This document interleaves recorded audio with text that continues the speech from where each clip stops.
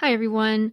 We have a great conversation today, but we wanted to let you know before the episode starts that we do talk about some sensitive topics, including mental health crises, suicide ideation. So just be aware of that if you have any sensitivity to that or are listening around people who shouldn't be hearing those things right now. But we also wanted to encourage you and say that this is an episode with so much hope and so much healing. So we really hope that it is encouraging for you. All right, here is our episode.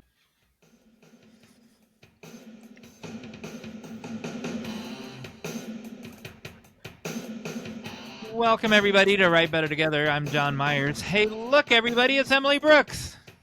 Hello, John Myers. And hey, look, everybody, it's Stephanie L. Jones. Oh, wow. What? Hey, what do you do? Emily comes on, introduces us, and then all of a sudden she leaves. Poof. Stephanie's here. I'm John Myers. This is Stephanie L. Jones. What are we talking about today, Stephanie L. Jones? We have quite the list today. Oh, good. I'm so glad. Okay, so Zach Lloyd is going to be coming on today, and he's going to be talking about the importance of health and wellness as an author. Wow, he sounds like quite the guest.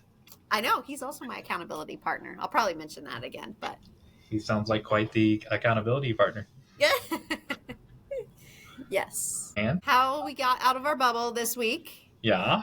Listener responses. Yes. And then we'll chat with Zach, and we'll have a call to action, which is going to be great. We will do Hey John Myers, which I'm excited to hear your answer for Hey John Myers today. Really excited about that.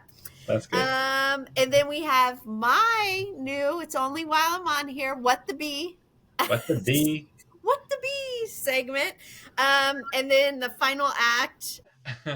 This week, since I'm doing the final act, thank goodness there's no trivia. So this is funny. One of my friends, she's a guest speaker on hidden disabilities, and she has a weekly newsletter. And in her weekly newsletter this week, she told her viewers, or her readers, I guess, why she doesn't like trivia. And she explained that her brain, just like belly buttons have innie and a outie, that she believes brains are the same way, and both are valid kinds of brains. But if you have an innie brain, those are for people that can retain information inside their brain, and so they're great at trivia. They're great at accounting and numbers and spreadsheets. But her brain, and I guess my brain, is an outie, and it's made to produce things out for the world. And so I'm sharing this as a guest speaker with the world, or I'm sharing this article, I'm sharing this book. It's outwardly based and not inwardly based. That's why I'm not good at trivia. Interesting. Yeah, so I would kind of agree with that, because I'm not the best with retaining information. But I was good at math. Did you know, John Myers? This isn't my John Myers, but I was an accounting major for a hot minute, and then I decided I didn't want to do that with my life. But I read that you, I don't know why this came up in my feed, some really old post of yours that you were thankful that for the path that you were set on. Maybe it was the anniversary of graduation, because it's graduation time, but where you flunked the firing squad thing. Oh yeah, firing squad, firearms. That was from the police academy. Yes. Yeah. I do post that usually every year and repost it, because I think it's important to look back at what at the time we think are failures. But then it's but that failure led me to doing what I'm doing now, which goes back to I think our call to action one week was map out. Yeah, when we were talking about coincidences and no coincidences, and it's mapping out. Well, that's one of mine. It's failing firearms, but if I wouldn't have failed firearms, then it wouldn't have led me to doing the next thing and the next thing and the next thing. So God always has a plan for our life, John Myers. Yep, exactly. So how'd you get out of your bubble? Well, and I can't, I might have used this another week, but I have coaching clients that are local. And so I go to, their place of business. So that was one way. But another way that I got out is I have a book collaboration with somebody that's local. And so we met at the coffee shop having conversations around not only the book, but we think we're going to do some speaking together and talking about what does that look like and, all the ins and outs. As you were saying with the belly button, the ins and outs of collaborating with people. So that's how I got out of my bubble this week. Do you want to plug the coffee shop? Yes, it's Uptown Cafe Oh. in Valparaiso, Indiana. Oh my goodness. Now that you've said that out loud, I've been waiting to ask. Do you think that you're the most famous person from Valpo? No. Because? Not even close. I'm not famous at all. Okay, so... Do you know who is famous? Orville Redenbacher. Yes, there's a statue of him in our downtown that you can get your picture. So I met him, and he's everything that he was on television. Besides him, I have one more name, but I would say more people know you than know this other name. But I think the other person probably is a little more famous. So tell me someone more famous than you besides Orville Redenbacher. Well, Kate Collins. Oh. Do you know Kate? She's an author, great author. She writes little cozy. I've got some of her books up there. I didn't know she was from Valpo. I think she lives in Valpo. I might be putting that out there. But I think she goes somewhere in the winter. And that was years ago when I met her here. But yeah, she usually does book signings and stuff like that. She doesn't live there. Now she has to move there because you've said it on the podcast. I know. So, do you know who Michael Essany is? Okay. I have not run into Michael forever. That is such a blast from the past. When I first came up here. Yeah. But remind me who he is because I have not seen. Michael Essany had a cable access talk show like in his basement or whatever, and because he always wanted to grow up to be Johnny Carson, and then MTV picked it up for a while, so he was on MTV for 6 episodes or 12 episodes or whatever, and I loved that show. And then he ran for mayor, right? And I don't remember if he won or not, but if he did win, he was the youngest mayor. If he didn't win, he would have been the youngest mayor. I know that. And I've always found him to be fascinating, and I don't know what happened to him now. Yeah, I don't either. I've not heard that name in a long time. But so you knew him? Yeah, I knew. So he's not doing anything now that we know of that's famous, I hope right? he's okay. That's true. And so you haven't been on MTV yet, but you do have a reality show friend or person. You never know. You never know. But so are you? I think you might be more famous than Michael Essany. I don't know about that. I feel like people don't know who I am. I never consider myself famous. People come out to see you speak. You're famous. Yeah, I guess so. I guess. Do they throw tomatoes at you or no? They like you. No. I know I've got a speaking engagement on Wednesday, but we can talk about that next week because that'll be how I got on my bubble. Okay, cool. How did you get out of your bubble? Oh, funny you should ask. I went on my stupid walk. I know Zach's not going to be happy that you call your walk stupid. It's good for your health. Well, he'll be glad that I go on a walk. I know, that's what I mean. Like, yeah, but it doesn't have to be stupid. Change your mindset. Look at this guy that I saw. Can you see that? Is it a turtle? No. Oh, a snail? Yeah, and he was in such a hurry. What is a snail in a hurry to get to? I told Emily a previous snail story, so I won't tell you that story. So he was on one side of the sidewalk, and I'm like, oh, I got to go get my phone. I'm going to take a picture of the snail.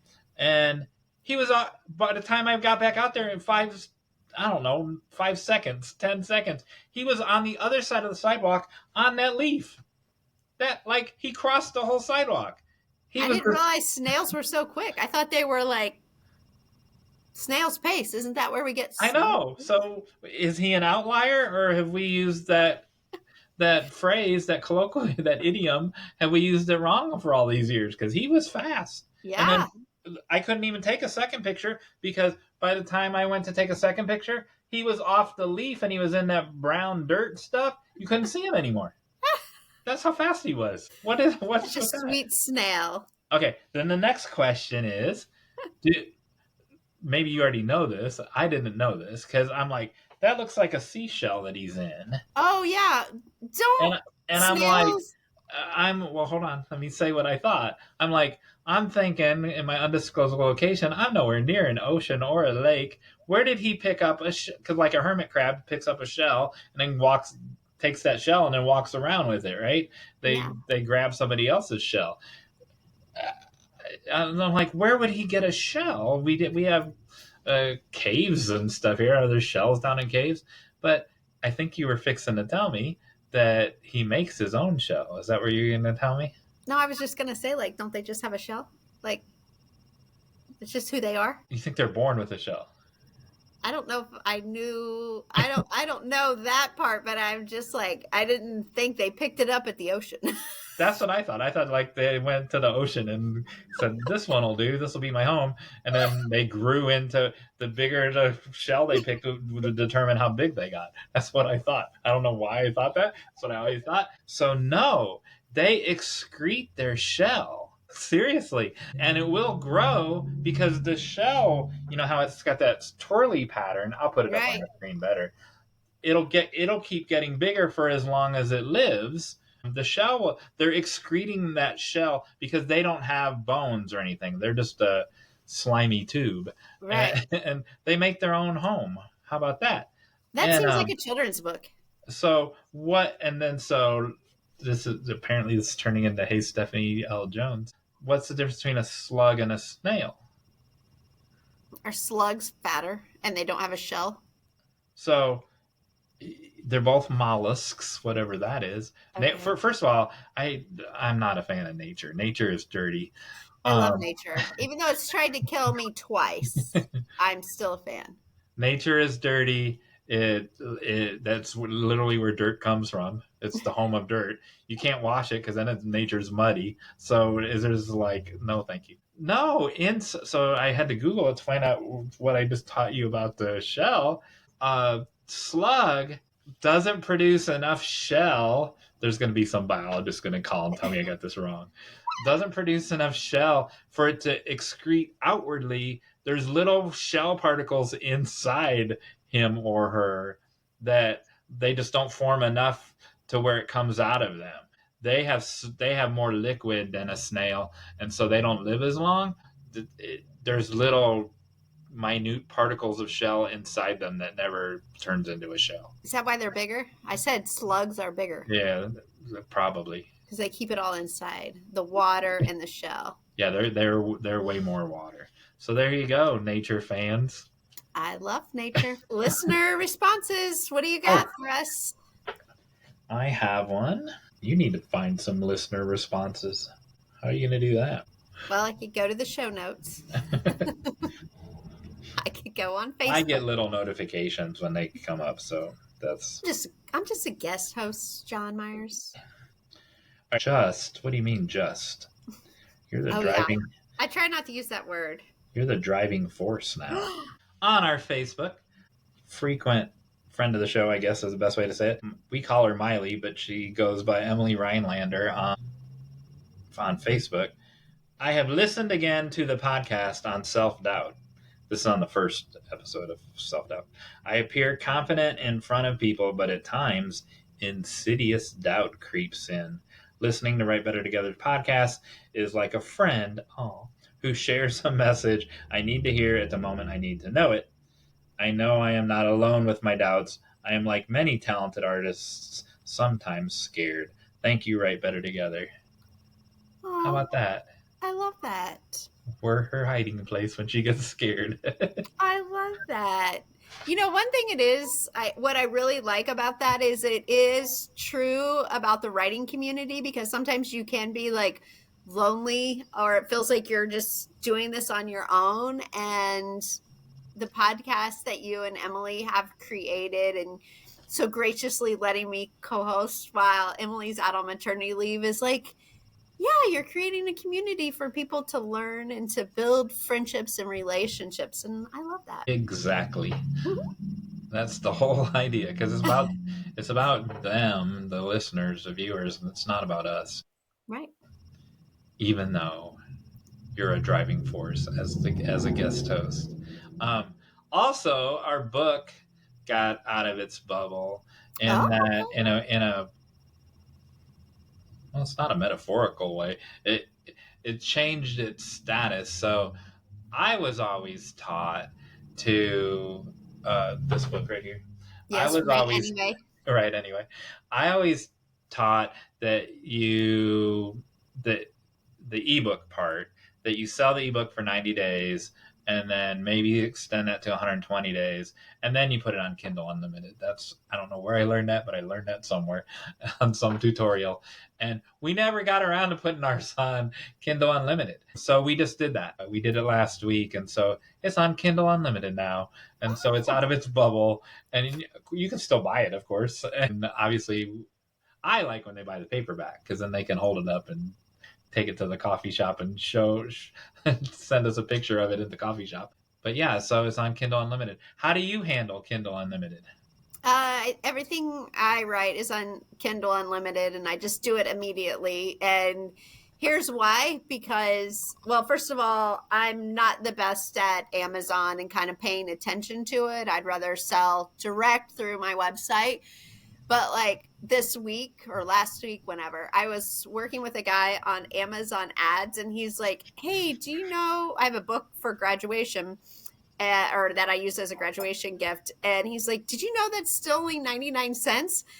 And I was like, yeah, not surprising. I think I released it like 2 years ago. And he's like, yeah, probably should increase that. And I'm like, I just don't go back in. So that's why I do the Kindle Unlimited immediately, because if not, I probably won't go back in and change it. But I'm also not the best of like, what are all the rules of KDP? Well, to be honest, since Emily went on maternity leave, and Right Anyway 2 will be out before September sometime, right? Or, I'm like, so I was thinking I need to put that one. It needs to change its status somehow before that happens. And I'm like, I better have her flip the switch before she goes on maternity leave. So she did. But then I'm like, why did I've been taught 90 days. And then your reason makes sense. Mm-hmm. But you go to a lot of writers' conferences and you're in a lot of training and stuff. And so like, there probably is something to that for the people who are not like, who really are like, this is my business. And they're really good about like the marketing and the Amazon strategy. I'm just not there. Well, my marketing strategy is, and Emily's the same way. And I think you're similar in that is go meet as many people as you can. Yeah. I love to be in person with people, and that's where I sell most of my books. So when you said you were working with a guy on, tell me what Amazon. that was. Amazon ads. Oh, on Amazon ads. Tell me what that was. Well, for him to do it, to take a book, to update like the SEO, the keywords. Actually, though, he wants me to redesign the cover, redo the tagline, which great feedback from him. So yeah, I will do what he says. We're just testing this one book. So it was a third-party marketing guy. Yeah. Okay. Yeah. That's what I wondered. Yeah, like hiring somebody. Or if it was someone at KDP or something. Oh, no. Like hiring consultants in that area. Gotcha. So we've got quite the guest today. Yes. We've got Zach Lloyd. He is a sustainable health and fitness coach, and he gives credit to God's grace, basketball, and heavy weights in saving him from nearly losing his life to drug abuse. He's been coaching for over a decade, building skill sets in every area associated with physical and mental health, fitness. He is driven to help others find meaning and fulfillment in suffering through fitness, which I love that because it kind of goes with your like stupid walk is, like, yeah, sometimes we suffer through fitness. But he's also the author of a new book called Health Without Sacrifice, the 40-plus man's guide to fitness in a busy life. I think I also mentioned he's my accountability coach. That book, even though he wrote it for niche men, I have read it. It's very good, very applicable. And he's also a husband and a dad, and he's got a couple of kiddos. So I look forward to our discussion with Zach Lloyd.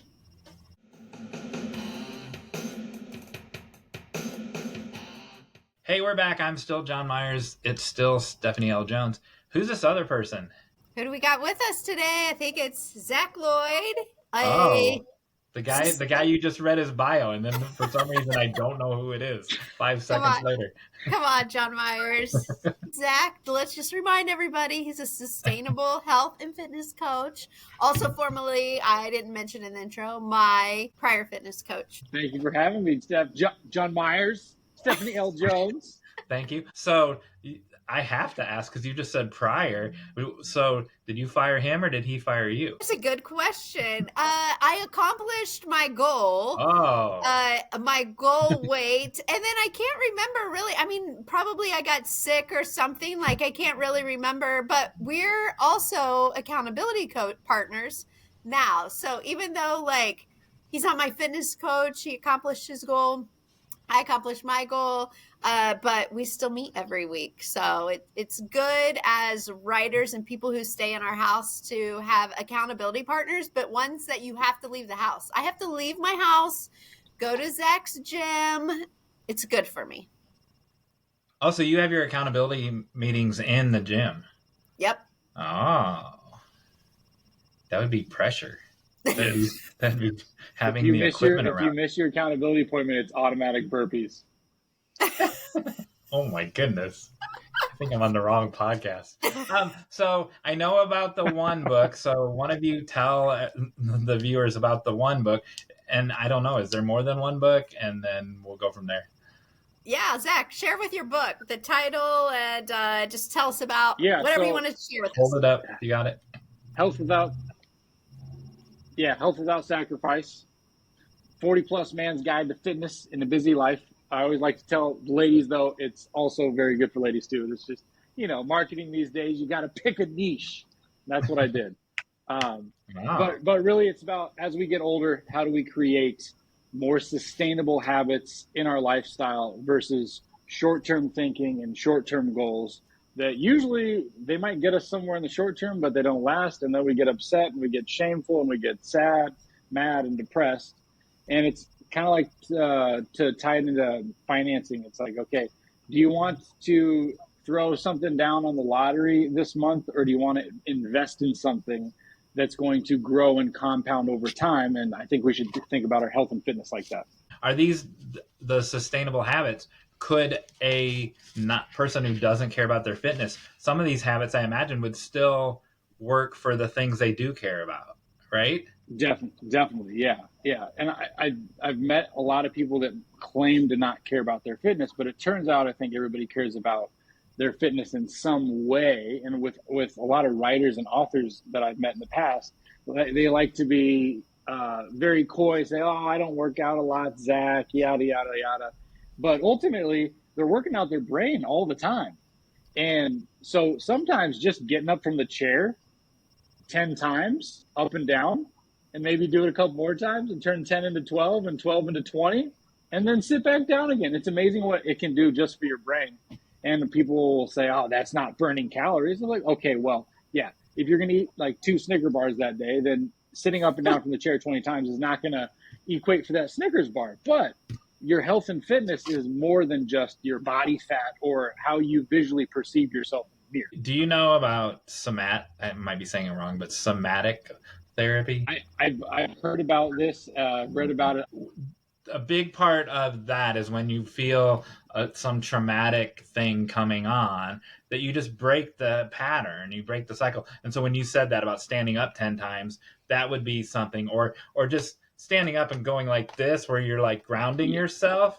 And that breaks the pattern. And so when you said that about, hey, I've been sitting in this chair too long, I'm going to stand up 10 times, that's an example of breaking a pattern. So that's where my brain connected those things. Yes, yeah, I love that. I definitely use some similar tools like that, where it's like you said, it's catching the thought or catching the feeling, and then catching the thought associated with the feeling, and then what do you do with it? And a lot of us have these automatic routines that we play into. We might feel lonely or anxious or depressed, and it's like, oh, there's a bagel right there, or oh, Oreo cookies, and it's just automatic. And then halfway through the last sleeve of Oreos, you realize, wait a second, how did I get here? That. And I love that, what you're saying about the somatic, stopping it, catching it, and then analyzing it, and then making a decision where you want to go next. And sometimes I'm like, yeah, I'm eating the Oreo. What are you talking about? And that's fine, you know, but at least I made the decision. I noticed he said eating the Oreo. The single Oreo. He breaks it in half and turns it into two. I would love to know while we're on this, and Zach knows this is one of my challenges, but like as a writer, you know, sometimes you're just like staring at the page, and instead of sitting there and making yourself like do the writing or the hard work, is my like without thinking is get up and go get something to eat. Like, oh, this is getting hard in writing, and let me just go get a snack, and then I'll come back. And that is one habit in writing that I've had to break. And it's like, no, I forced myself to sit there. It's while I'll do like timing, you know, like you're going to write for 30 minutes, because then it forced me like, nope, you can't get up and go do whatever to avoid writing. Do you see that very similar in like using food as an avoidance to doing, you know, the hard work sometimes? Yeah, that's definitely something that comes up a lot. Even, I mean, people are like, oh, well, you're a health and fitness coach, like you got everything figured out. No, it comes up for me too. And I think one of the ways that you can combat it is you can say, okay, you can go with your natural inclination and say, how can I make this healthier? Or you can fight it, and sometimes that'll end up making you make worse decisions down the road. So yeah, it's like maybe get an apple, something like that. And that kind of sounds silly to some people, or like an apple, really, that doesn't sound as good as the cookie I got like in the oven right now, right? And I get that. I totally get that. So what I do, because I cannot stop moving. I got restless leg syndrome. I'm like tapping something, I'm itching something. So gum is a big thing when I'm writing. I always have gum with me. Not even when I'm writing, at all times. I just have gum with me at all times. But I'll throw in 2 pieces when I'm writing, and I'll just like gnaw on that, and that'll be that little bit of stimulation I need to help me focus, instead of going to the kitchen and sniffing what's around. So Stephanie said hers was for avoidance. I don't have that because I just work all the time. I don't know, try to avoid it, but because I'm slow, so I have to work a lot to keep up with everybody else. And then but I'll go when I'm bored. And so it's not to avoid writing. I just, when I'm bored in the car, or I go on my stupid walk every day, and I don't eat on my stupid walk, but that's also boring. And so when I first get back, I'm bored because the walk is so boring. And so is your advice the same for an avoidance eater as it is for a boredom eater? Or is it different? Yeah, I would say it's a little different. I think, for instance, I have to go a little deeper into that, what the boredom actually looks like and feels like to you. Because boredom is going to feel very different to me than you probably. It's going to look a little different. And so sometimes the boredom is exactly what you need in writing to spring to the next creative idea. And so sometimes it's more about being comfortable with being bored and just sitting there and challenging yourself in that discomfort. No, I'm like you, where I'm always moving, and then this sitting down for this hour, or when I'm driving, are literally the only times I sit down. I write standing up. I have a stand-up desk. I had a stand-up desk at work when I taught, And so I'm always standing and I'm always jiggling around. And there's a motion to when you're typing. Um, there are people who edit film standing up because it's almost like a dance with the editor, right? And with the editing with the content that's on the screen. And so that propels the ideas. And but and I'm not bored I'm not bored with this conversation right now and I'm sitting down. But if I were to be in a meeting for 2 hours, oh my gosh. Or if I have to wait in line for something, oh my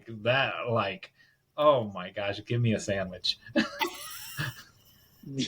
Yeah, I'm with you. The waiting in line thing, right? Or it's, you look at most lines, right? Everybody's just scrolling on their phone, looking down, can't talk to each other. Yeah, that would definitely be something different too.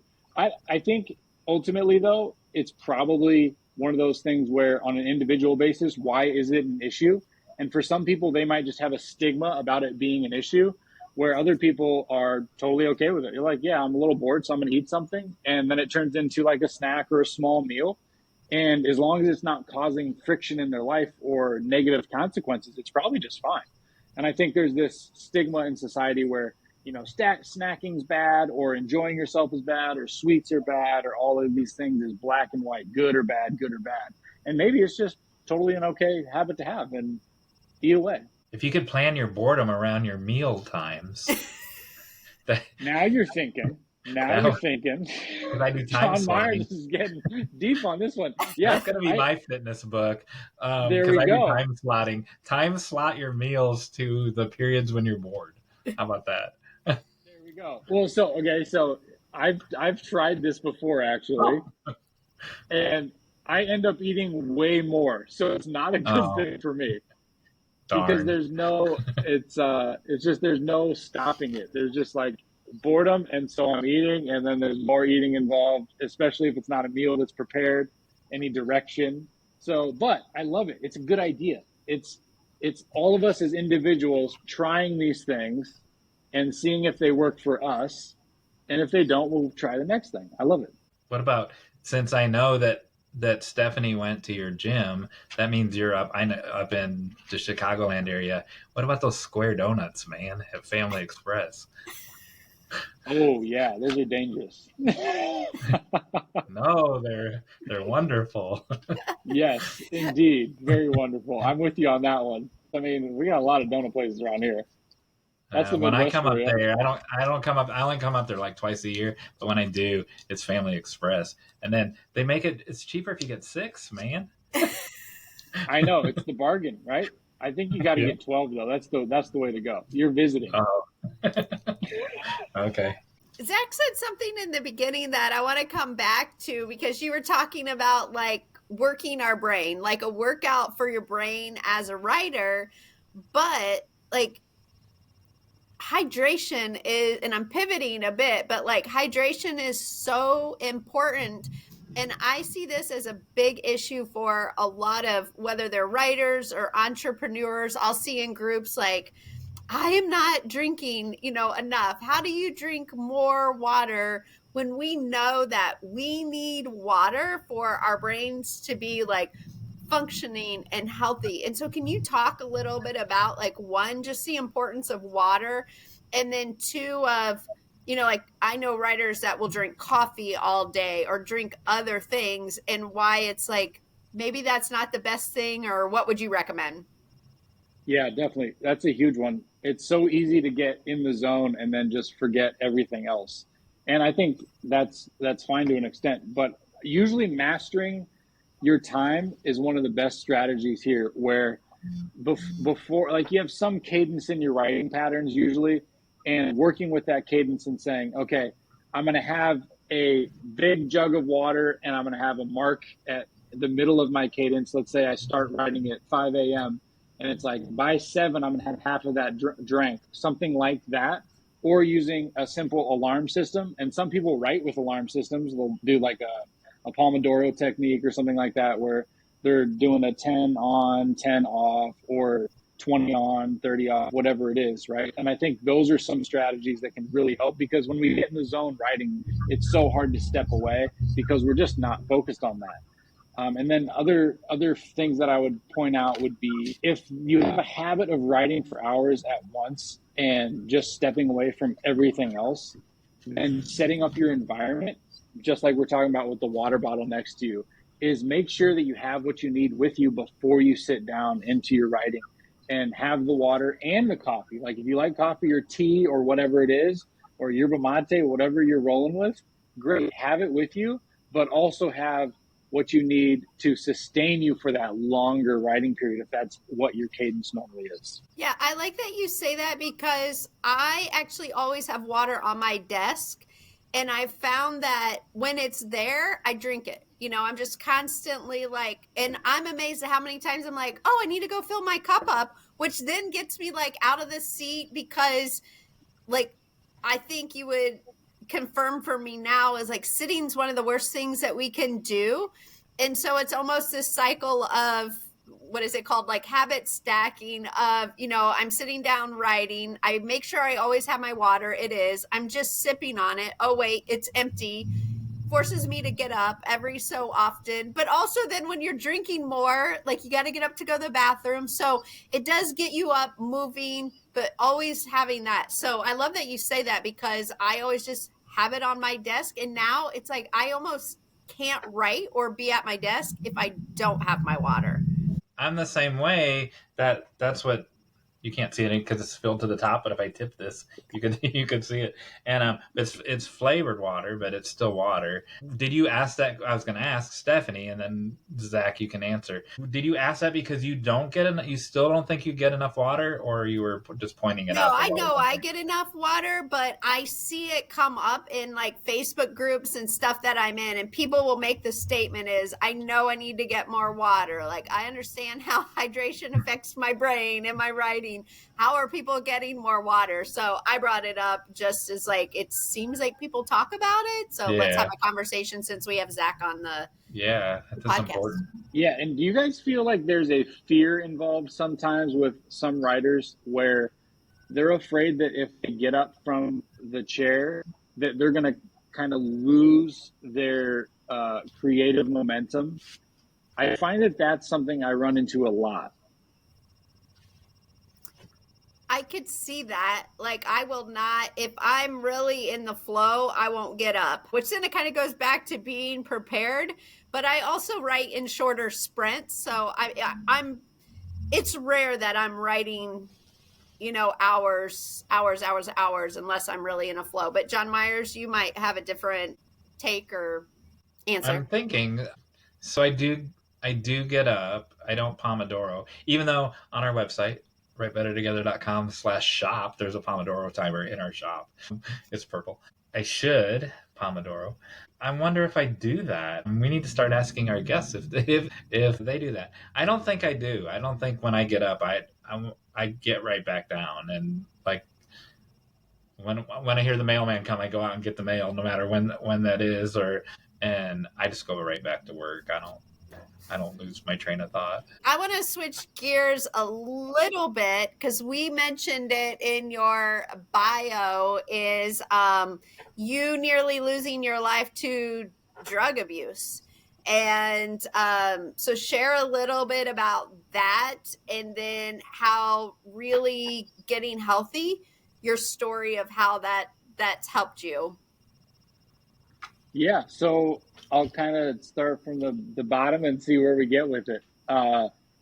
When I was in my about a little late high school, let's say, I was just getting in with the wrong crowd, not fitting in. I had been bullied in elementary school and middle school and high school, and that became kind of part of my part of how I felt about myself. And so ultimately, I let other people tell me who I was, and that led me down a road of looking for anyone to affirm me in any way. And so I got in with the wrong crowd of people that were kind of feeling the same way, and they were coming from different walks of life, but ultimately all of us had a chip on our shoulder and we had something to prove. And so I just kind of got into drinking, and then I got into marijuana, and then all of a sudden I just got into other different types of drugs. and I ended up getting hooked on Oxycontin, and I ended up actually losing quite a few friends during that time because Oxycontin became the gateway drug to heroin. And by God's grace alone, I ended up not going that route. And ultimately, working out became one of the ways that I realized I had a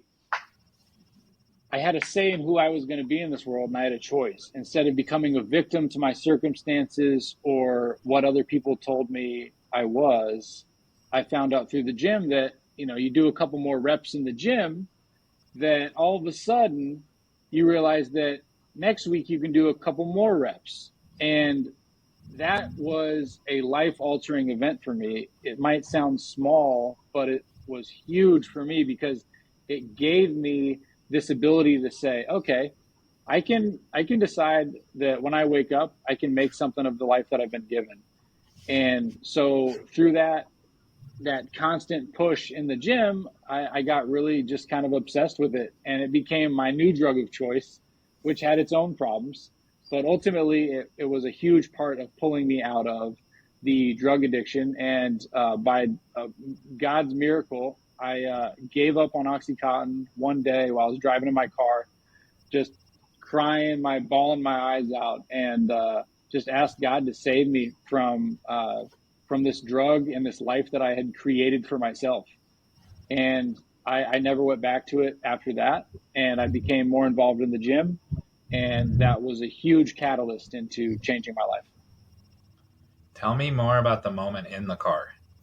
Yeah, so God works in funny ways. I was listening to an Eminem song called Not Afraid. And so I always joke that God saved my life through an Eminem song because in the song, Eminem is talking about facing your fears no matter the weather, through the storm. And for whatever reason, I had heard that song many times before, but during that moment, it hit different. And I was just coming off of, a long binge, and I was just extremely hungover, driving to work, a job that I had no future in. I wasn't making enough money. And the vision that I had for my life at that time was just completely gone. And I didn't feel like I had a future anymore. And so at that moment, I said, I just got to stop right now. I got to be done with it and move on. And that's kind of how it went. My pastor has a similar story. He it wasn't in a car; it was on a bar stool, and he heard "It is finished," and so now he has a tattoo. It is finished now to mark that. That's awesome. And so I think if I have this right, he's 28 years sober now. I think it's 28. And and how long have you been sober now? How long ago was that moment? Yeah, that's a good question. So I was about 21 at the time. So 14 years. Yeah, 14 years. Congratulations. Yeah, 14. Thank you. Appreciate it. Yeah, it's one of those things where I think that if you met me on the street today, most of my newer friends in the last couple of years would be shocked to know that. But it's something I'm always bringing up because I think we all have this version of ourselves that people see. And then there's where we came from. And those lessons that we learned along the way are things we should never forget. And I think a lot of people, especially nowadays, it seems, struggling with anxiety and depression are hooked on many things, whether it's a actual drug, if it's alcohol, or if it's something else. They are just held down by this mentality of being a victim to X, Y, or Z. And I just know that is not the future for any of us. Talk about that immediate period after you got clean of how the old friends related to you. Oh man, yeah, that's tough. Actually, I don't really use Facebook anymore because it's too hard to look at that, because I'm sure I'm still friends with the same people during that time. That's kind of when I got off of it, I guess, for a lack of a better term. And I think a lot of people that I was involved with at the time, there was probably 20% that were all for it because they kind of had one toe in and one toe out. But then the 80% that were still involved, they had a really hard time with understanding what was going on, because that's what's so difficult about being in relationship with people in suffering, because that suffering becomes something that you share together and you don't want to let it go because it's something that you know and it's comfortable and it's still true to you. Whether it's good for you or not doesn't matter. It's the comfort that we all seek.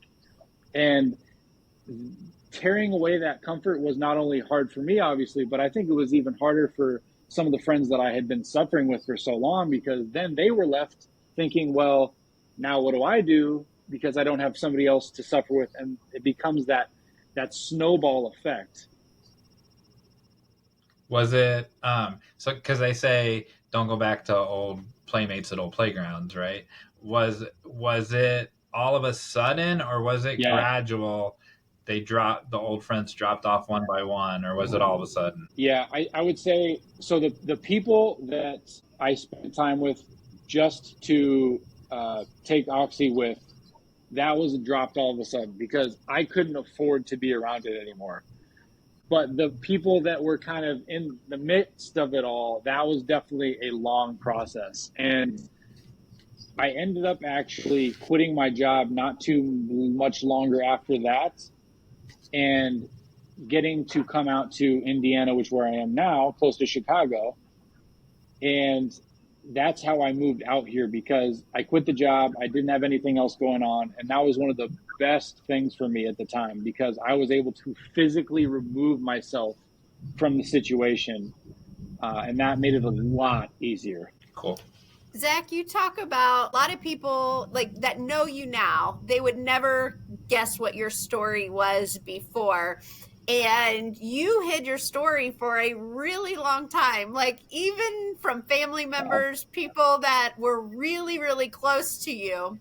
And Zach and I had been, working together. He was my coach. And when I was working on the gratitude challenges, I had seen, it's just so cool how God works, because I had seen Zach, show up at his gym at like 5 a.m, 6 a.m, and he's full of energy, excited. And I had asked him if he would write a chapter in the gratitude challenge, because I was seeing him use gratitude and like just be this happy guy.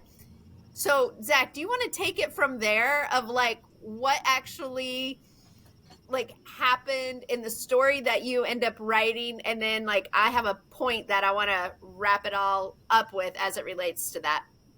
Yeah, essentially, I think you asked me to write in this book, like you said, about something related to gratitude, and I was like, yeah, sure, that'd be awesome. Sounds like fun. I appreciate it. And so I sat down to do it, speaking of writing, and a couple hours passed by and I just lost myself in the page. And ultimately, I had been avoiding going back in the past and really ironing out some of the details on why I was where I was at the time when I met you coaching, and why I even became a coach. And so ultimately, what I found out through that writing process was it had a lot to do with where I came from, of course. And ultimately, in your book, what I write about was another moment that was a big moment for me, where my girlfriend broke up with me at the time, and it was one of those just super toxic relationships some of us have when we're younger. And it wasn't a relationship where you just love and adore each other. It was more of a relationship where we're just like in this walk of life together, so like why not hang out? And she broke up with me, and it was the first girl in my life to ever break up with me, and that was very shocking for obvious reasons. But what it really came down to was she was part of that control that I felt like I still had in my life. And so I was in control, or I felt like I was in control of the relationship to a great degree. And so when she broke up with me, it was a huge shock, because it wasn't necessarily about the relationship. It was about losing the sense of control I had. And without that control, well, what's left? And it turned out in my life at the time, there wasn't much left at all. So I found myself in my car at the time, and I was just pounding Tall Boys, Keystone Lights, and I was dealing drugs at the time, so I had a Glock 45 underneath my car seat.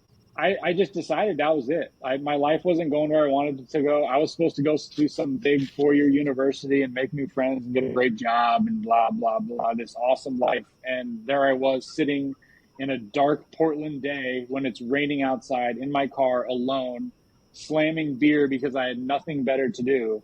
And ultimately in the story, I guess I'll break it out here if you haven't read it, but spoiler alert, I get a phone call on the passenger seat, and for whatever reason I felt like I needed to look at my phone, even though I had the gun in my hand and I was really about to go through with it.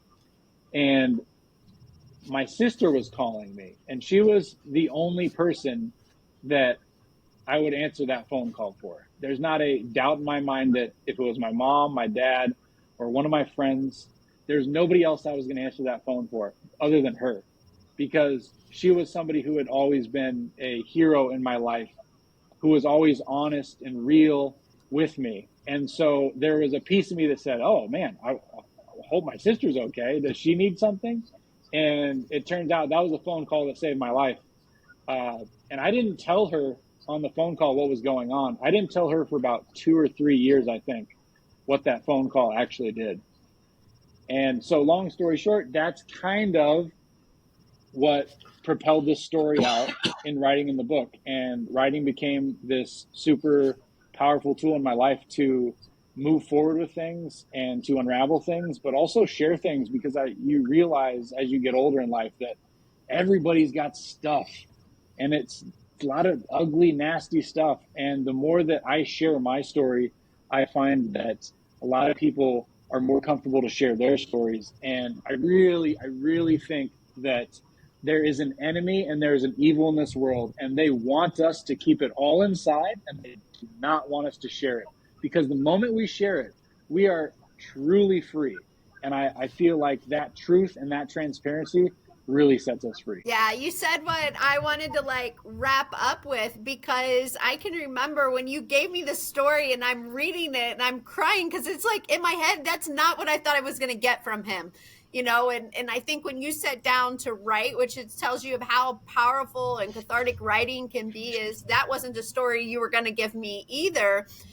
But also is the power in sharing our story. Is there was power in you writing it down and going through that process, but also there was power. And I can remember you struggled for a really long time. The whole time I'm putting this book together, you weren't for sure if you wanted it to be out there. Do you want to talk a little bit about that struggle of, hey, do I really want this in print? Do I want it out there? And a little bit, because I think that's something as writers, especially when we're writing nonfiction, we do struggle with, do we put something out there? Do we not?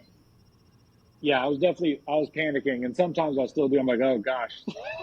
But I was panicking for a couple different reasons. One of them was because some of the closest people that knew me at that time in my life, if they read the story, they would realize that they were there and they were a part of it in some way. And I didn't want them to ever come away with guilt or, anything like that, especially my parents, because my parents are awesome. I totally chose the path that I went on, and it had nothing to do with their parenting. And I just didn't want them to experience that. And then the other piece was, I think there's a huge societal pressure that if you tell the world too much about yourself, that the world will use it against you. And I think that's also something that's in the back of my head and always has been, where, okay, the next job offer you get or something like that, or the next person you meet in town, if they know everything about you, maybe they won't treat you the same, or maybe you won't get the job or whatever it is. And ultimately, I just had to decide that, one, ultimately it's up to God however it falls.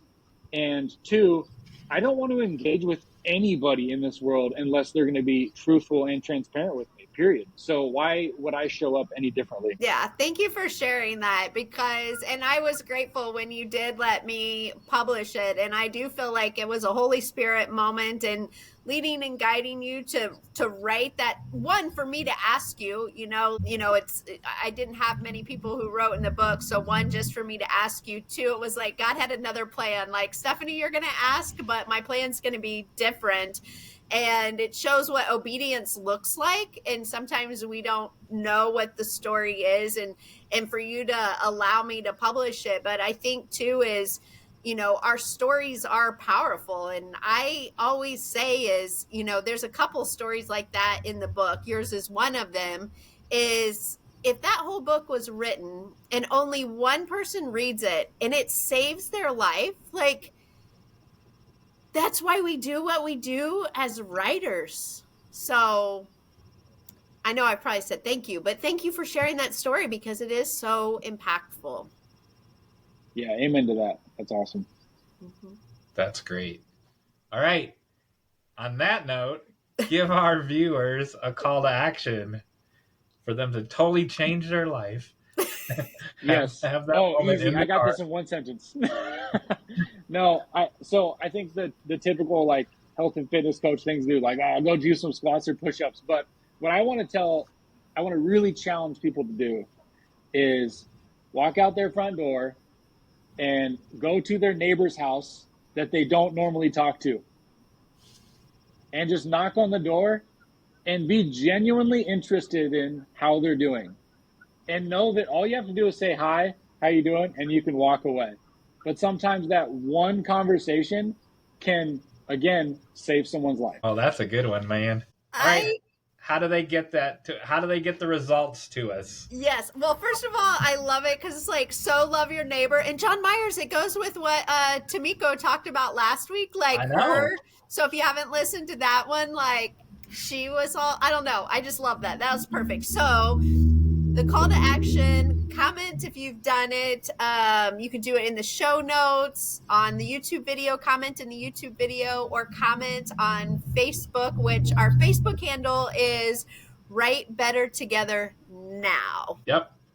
That's all the ways. Lately, most people have been putting it under the YouTube, but not always. Cool. That's amazing. Thank you.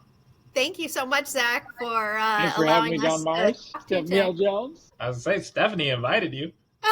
Thank her.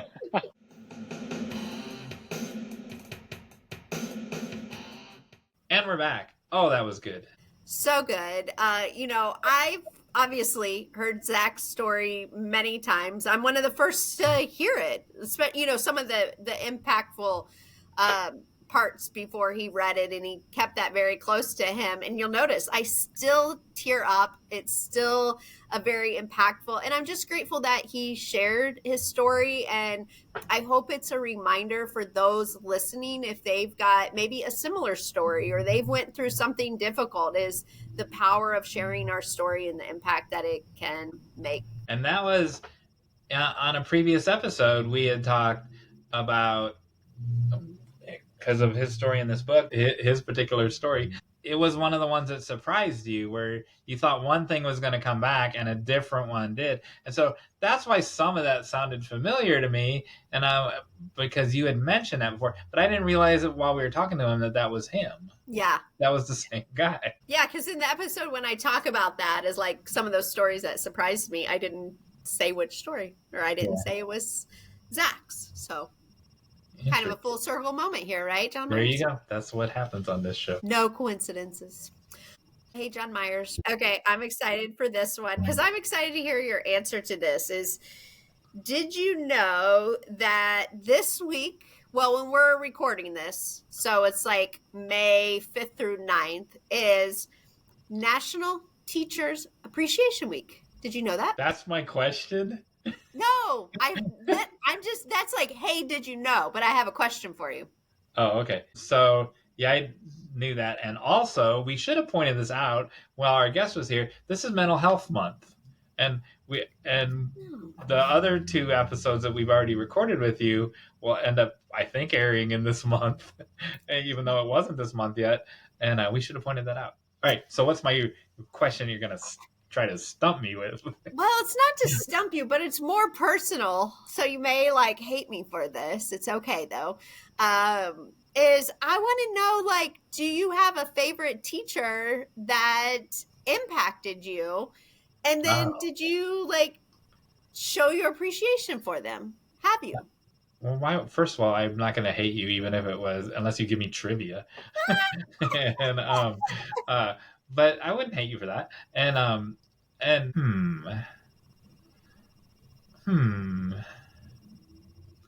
I have more than I. The answer is yes. I have more than one for different things and different reasons, and they do all know it. I like that I'm so many people's favorite teacher.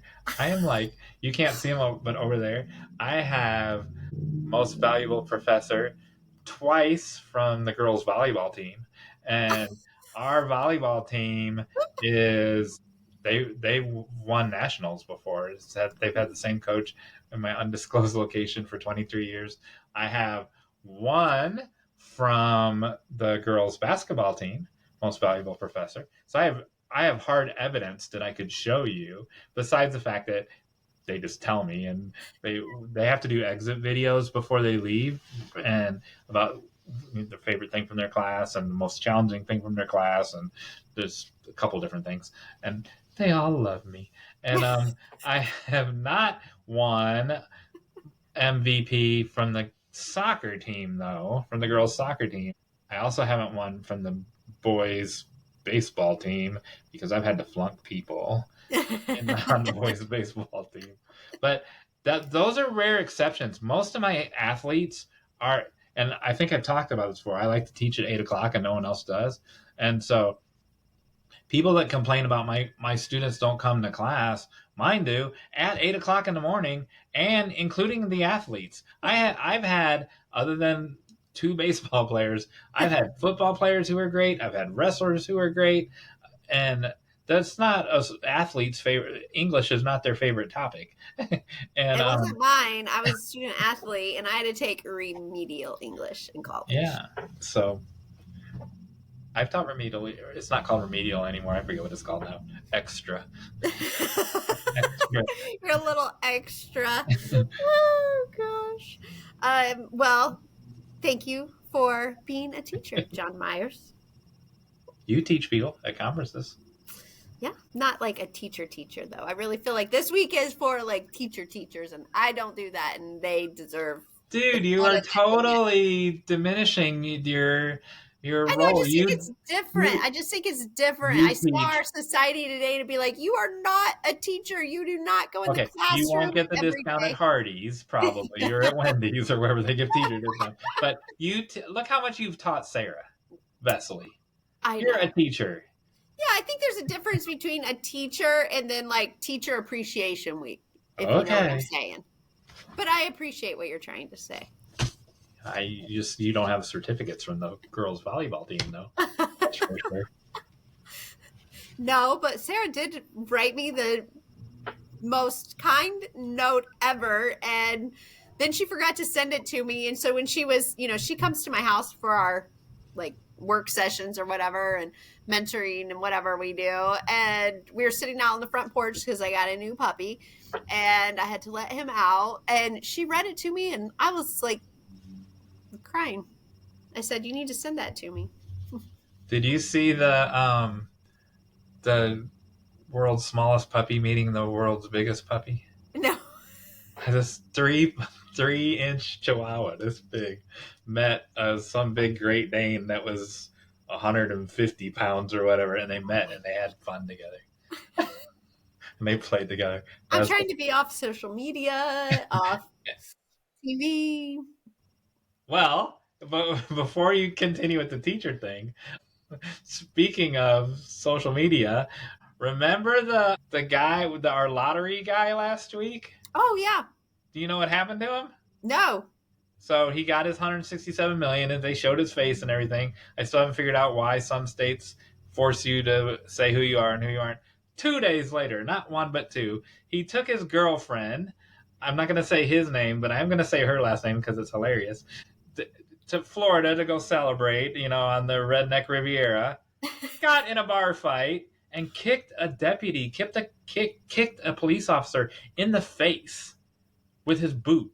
Did he get arrested? And yes, he got arrested. And so the 2 days after being a millionaire, he kicks a police officer in the face, and then so now there's a mugshot of him. And then the woman also got arrested because she was in a fight, but her last name was Fightmeister or Fightmaster or something. I don't remember her first name. It was like Jennifer Fightmaster.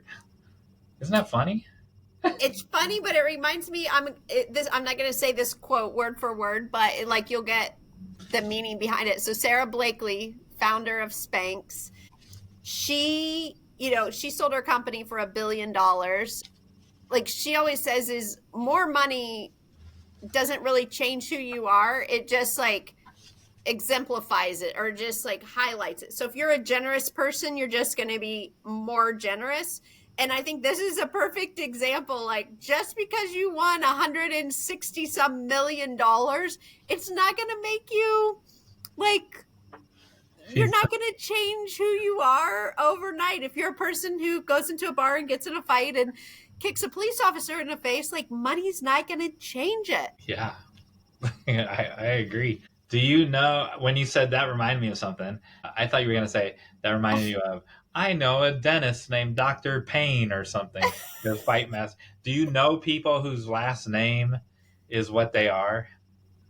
I don't think so. Not that I can recall, but it does seem, I wish I would have, see if I would have known this was going to be the question. Cause I feel like something like that happened in the last couple of weeks. And I remember thinking, well, that's a really cool name for that person that does whatever. But at the time, I did not need to keep that information in my brain. So yeah, I wasn't planning to bring that up, but there's a dog groomer in my undisclosed location, and her last name is her first name is also starts with B, but her last name is Breedlove. So it's like Becky Breedlove or Brenda Breedlove or something. See, now we could Google that. We can find your undisclosed location.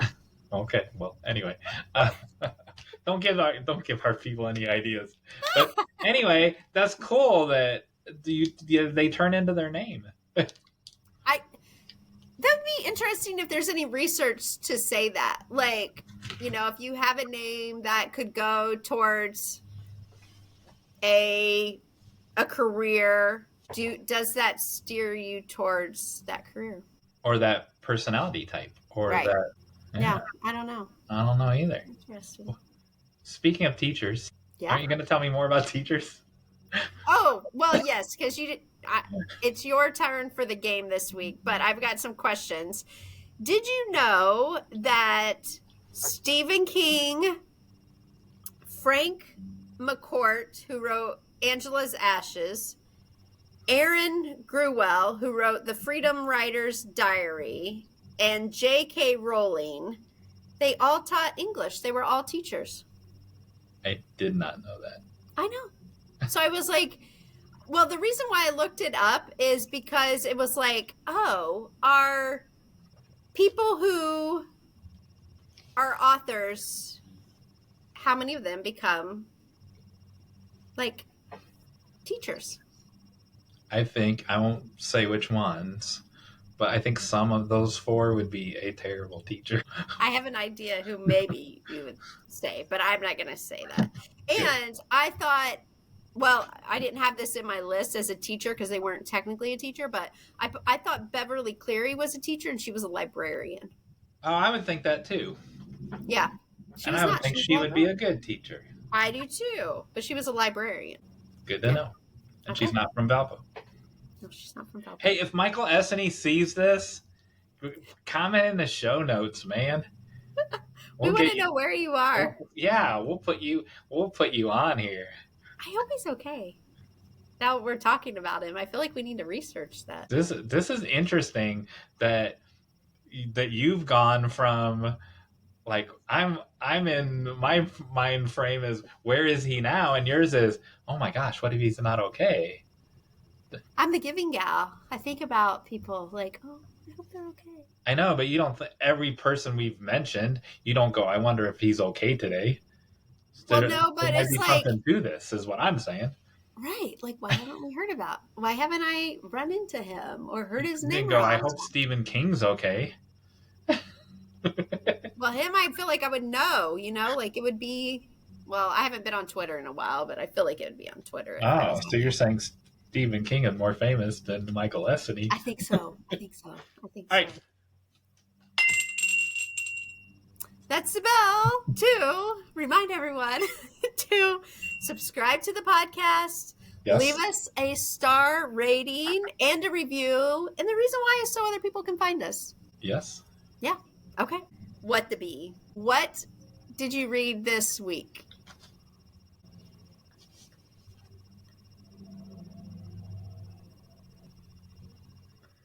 It's Jonathan Livingston Seagull. Okay. Never even heard of it. Never even heard of it. You've never heard of Jonathan Livingston Seagull? It was the #1 bestseller in, I don't know, 1969 or something. 1970. I was close. Okay. Can you guess why I read it? Because it's short. Because I wanted to see the pacing of it for such a short book. That was the other thing I was supposed to send you. I'm supposed to send you the list of short novels that are still novels and not novellas. A correction to our previous episode when we were guessing, well, not really a correction, but a fill in the blank. We were guessing when the word novella was coined. It was in the 1800s. And then German publishers took it over in the late 1800s. And so that 40,000 word threshold, I don't know where that came from, because there are, like I said in that previous episode, there's Toni Morrison, there's Animal Farm, there's all kinds of books that are under that. Here's one now. It's only 10,000 words, and it's a novel. And it was the #1 novel of 1970. It sold so many. There was a movie of it. There was a Neil Diamond soundtrack of it. It's interesting. A mom's watching her baby seagull learn. It's about learning. It's a little new agey. You can read it two ways. You can read it not as a story and not apply the new agey stuff to it, which is how I read it, because I don't do new agey stuff. And but people can take it to that extra level that they shouldn't be taking it to, if you ask me. But yeah, and it's small, so it'll fit in your purse or your pocket. And my book will definitely be more than 10,000 words, and so it'll be bigger than this. And so I was trying. I don't know. I was going to see how many small books I could read. See what the bee did for you? Yeah, you make me read a book every week, so it's got to be small, right? Yeah. I read a small book also, which I can't unlock my phone. I gotta say, I'm using this new app called Be Present. It's amazing. It is life-changing. Are you sponsored by Be Present? No, I'm not, but they need to sponsor me because I'm loving it so much. And so I can't get into my phone for 2 more minutes. Because I do not want to ruin my streak. I'm so competitive, but I can still share with you the book that I read, and you might find it comical. But do you know those books that are like, who is, and then they have like hundreds of them? Like, who is Taylor Swift? Yeah, who is Taylor Swift? I actually read Who is Taylor Swift. But this week I read Who is Caitlin Clark? Oh. Basketball player. She plays for the Indiana Fever. She is now a resident of the Hoosier State. I know who Caitlin Clark is. And I don't even do sports. She's on. She is the new. My next guest needs no introduction with David Letterman. She's on. She's the new guest on the new season of that, the first one. Okay, I would love to watch that. He's hilarious. I read the book, and it is amazing. Like, one, how hard she has worked from such a young age to where she's at now. But then 2 is all of her accomplishments that she had in high school and college and in her first year in the WNBA. She's, incredible. I was just in awe of her. So, yeah. But since I don't know anything about sports, setting the sports aside, she is so smart. She is like Letterman has had comedians on before, and she was so fast and quippy, where she like a comedian will make a joke and it doesn't crack up Letterman, but she kept cracking him up and surprising him, just like Oh, no matter what they were playing pool or whatever they were doing. that makes me want to watch it. She's just so smart and fast. Well, I just had to talk about this. You're a person. I'm learning about you. I Oh had to talk no. with a friend about this.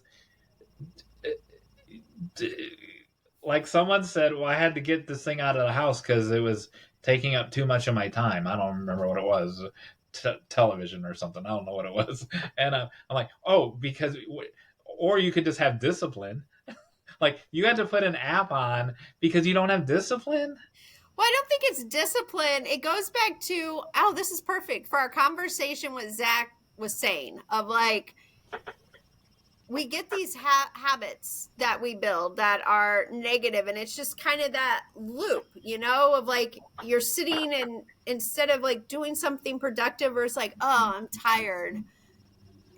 Our like my reaction is just to grab my phone, scroll through social media, or get on my email and start reading my email. Like there's just all these little like bad habits that I have around phone and email and social media or whatever, fill in the blank. And so it's like, I just want to see if this app helps me to not deal with any of that, cut down on my phone, and like not have to turn to it for everything. It's like, and surrounding the times, because I'm pretty good like early in the morning not being on my app, because I do read my Bible, I do my thank you notes to God, prayer and gratitude, I do reading.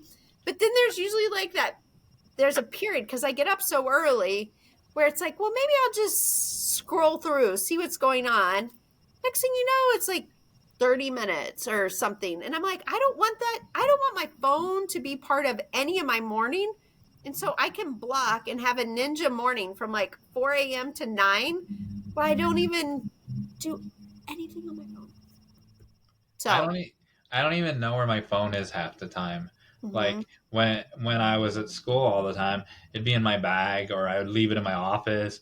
Like I don't even know where. Like I don't have that affliction, and or it could be out in my car or whatever. I don't have this scrolling addiction. Now on a laptop, I'll watch.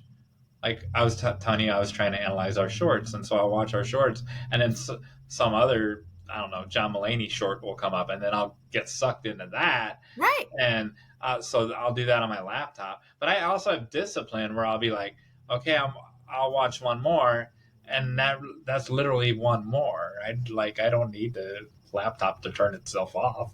Yeah, I think it is harder than just discipline, of why we are sucked to our phones. And so I'm like, if there's a tool that helps me do that, and even just not responding to text immediately, like used to, I get a text and boom, I got to respond it to immediately. No, I don't. Now I'm not going to do that because my phone is locked. But I have to keep my phone with me because my husband is a police officer. I always, no matter where I'm at or what I'm doing, I always have my phone. So if something bad happens, then I'm able to take that phone call. One more year, right? For retirement. Did I read that?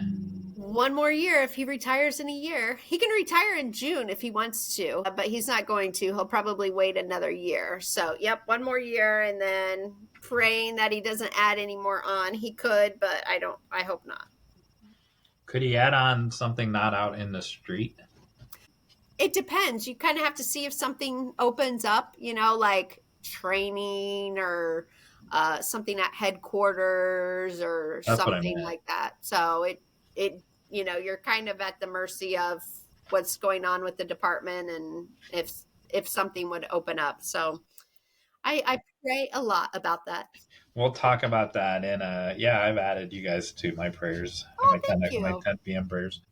That was really eye opening when I read that. What other job are people praying for retirement for survival? Like, I just want the guy to survive until retirement. Yeah. That's such it's a very different and unique thing. It's a different time clock, ticking time clock. Right, exactly. Well, what you're talking about, just so our viewers know, is you read one of my posts on social media, and I had written it 4 years ago. We had come home from a retirement party, and like literally on the way home, he got called out. And I was like, I can remember though at the retirement party thinking, like, oh my gosh, like, how's this police wife feel?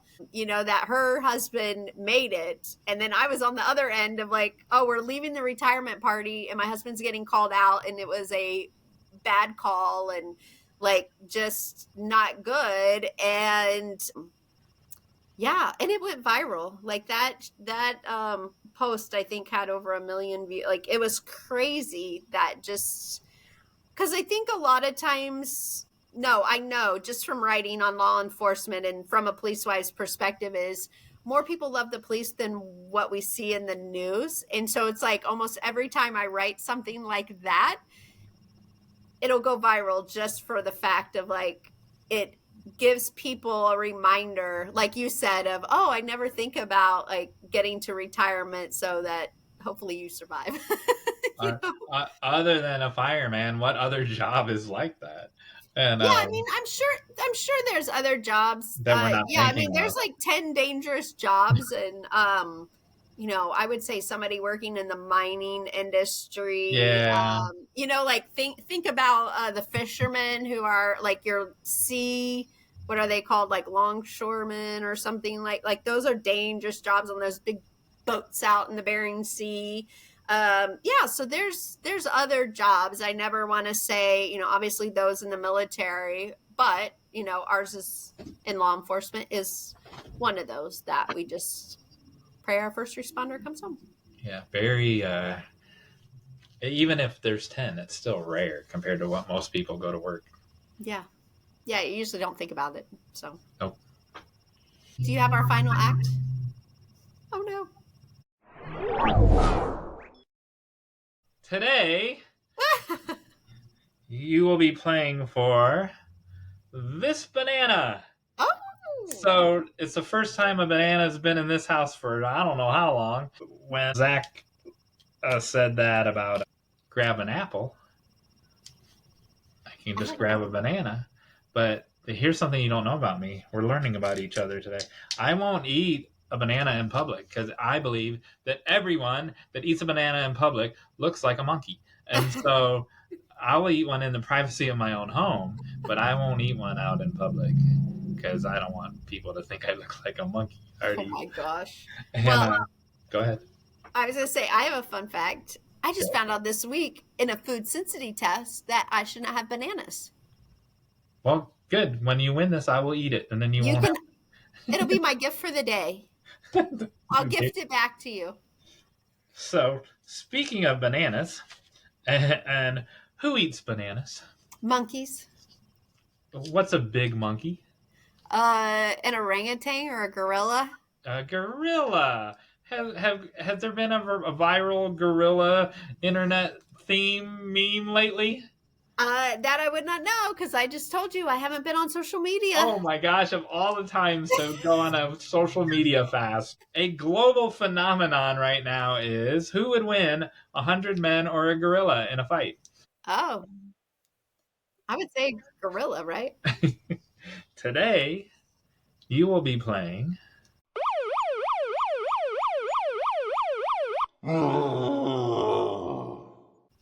who will win 100 dumb criminals or a gorilla. So 100 men or women versus a gorilla, dumb criminal version. And I'm going to give you 3 dumb criminals, all from this year. Okay. And then you have to exclude at least one. Okay.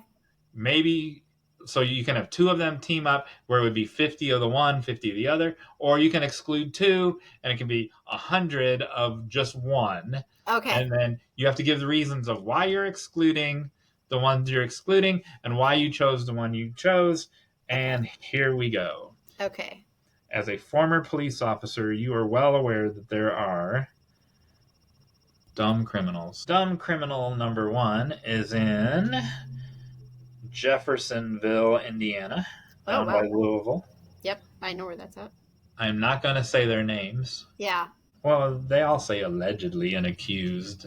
Right. But the reason I'm not saying their name is because, like, what if this was from March and they've already been released or whatever? These were all when they were arrested.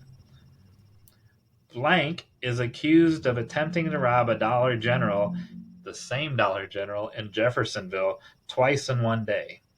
A man is behind bars after Jeffersonville police say he tried to rob the same Dollar General twice in one day in the span of 4 hours. Police say the suspect, a 37-year-old male, hit the Dollar General on Allison Lane between 1:30 p.m. and 5:30 p.m. The first time around, investigators said he successfully reached across the counter and stole some money out of the cash register before leaving the store. The JPD said he came back later, where employees recognized him from the first time and called police. Officers arrested him during the second robbery attempt. During an interview, he, blank, described himself as the world's dumbest criminal. He even gave himself that label. That's number one. Okay. Self-proclaimed world's dumbest criminal. Dumb criminal number 2. Many people believe the world's dumbest criminal is wanted currently in Georgia. Of all the criminals out there, can you imagine being dubbed the dumbest? 5-year-old woman has been dubbed Georgia's dumbest criminal. Many people believe the world's dumbest criminal is wanted in Georgia. Of all the criminals out there, can you imagine being dubbed the dumbest? How many times is this story going to say the same thing over and over? It's the world's dumbest reporter who wrote this article. Said the same That's thing not 4 kind, times. John Myers. 4 times already. 25-year-old blank has been dubbed the world's dumbest criminal for allegedly paying for her court fees with credit info that she allegedly stole from Whataburger drive-thru customer. You can see more in the video report, which I watched, and I'll tell you about that in a second. Sorry, but the title of the world's dumbest criminal currently belongs to her, it seems like. So I watched the video, and it was from the police officer who they still hadn't, at that point, had not found her yet because she fled the state. And so she was working the drive-thru at Whataburger, and she stole someone's credit card number, allegedly, and paid her court costs because she was on probation, $400 with the stolen credit card number. The customer who actually ate at Whataburger said, I didn't charge $400 to whatever circuit court. And so then the police looked and said, oh, someone on probation works there. And then the customer identified her from a lineup, and the police were on this video were so nice, and they said she really is a good girl, and that I'm serious, and we'd like to give her a second chance if she would come back to the state, because we know she's on probation. She's on probation for possession. We know she's trying hard, and desperate people do desperate things at desperate times. Then the reporter said, do you think she's going to come back? And he goes, I doubt it. But they were very nice in their plea to the news reporter to get them back. So that's your second candidate. They might have been sneaky. They might have been saying that to lure her back. I trust the police. Not you, for some reason. Tactics. He seemed honest. And the last dumb criminal. So I can call the criminal dumb, but I can't call the reporter dumb? Is that what you're saying? I'm just saying be kind. A naked man, oh my goodness, was arrested after causing a scene at a Delaware restaurant. It also isn't the first time that he's been in trouble. A naked man was arrested after causing a scene at a Delaware restaurant. It also might not be the first time of getting in trouble. The incident happened at the Southern Grill on Main Street in Ellendale, Delaware. Customers at the restaurant seemingly got more than they asked for when a man was arrested for running through the establishment naked and then trying to attack people, said the WMDT. Reports say he was trying to stab people. You don't want to be stabbed by a naked man at a Delaware restaurant. The man has since been identified as blank. He's 35 years old. It sounds like it wasn't easy bringing him into custody as he didn't listen to troopers' commands and had to be tased. Eventually, they were able to take him into custody. Witnesses described the scene, and it sounds pretty crazy. One witness told WMDT that Hicks struck them in the face, and another one said he was going up to several tables and trying all of their food while he was hungry, man. While he was naked. If a naked man approaches you wanting some of your food, you should probably just give it to him. I don't want any sort of argument or fight to start. I would just want him out there as soon as. Why is this person editorializing in this news report? I would just want him out of there as soon as possible, if not sooner. After being arrested, Hicks was reportedly taken to a local hospital where court documents said he told nurses that he didn't know how he got to the restaurant or why he was naked. He did admit to smoking marijuana, and he's now facing many charges, including counts of indecent exposure. While all this sounds wild, it wasn't his first run-in with the law. Back in 2011, he was arrested in connection with the shooting of another 35-year-old male. Oh, wow. So there you go. I read another one that I didn't put in there because his crime wasn't very exciting. But when he got arrested, he's like, "You can't arrest me. I'm on probation and I have to check in at 6 o'clock." That was his argument to avoid arrest. They're like, "We'll help you check in." All right. Yeah, I know. Former police officer. Which one are you choosing? Or two? So this would be like who's going to fight the gorilla, right? If you pick two, there's going to be 50 of each of them. If Right. you pick one, it's going to be 100 of him, cloned or her, cloned. I'm going to just say the naked man. 100 of the naked man. Okay. Why have you ruled out the nice credit card thief woman and the other? Well, yeah, because we don't know anything about one or two of like, it doesn't say they fought. We don't know if they are strong or weak. We don't know if they're, but this third guy, he attacked people. So he's at least got a fighter spirit in him. And he's well fed because he took some of their food. Right. He's eating. We don't know about the other two. So that's what I'm going to say. We know he's stabby.